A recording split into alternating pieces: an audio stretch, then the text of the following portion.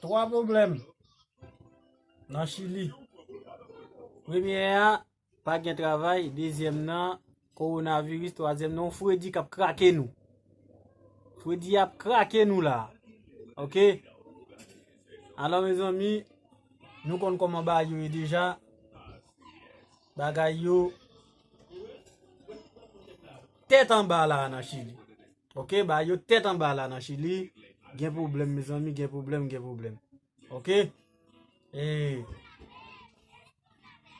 yo moun qui gen yon famille Chili, li pa voye al go bali kounya la, pa voye ti kop pou li en Haïti, c'est pas faute moun ça.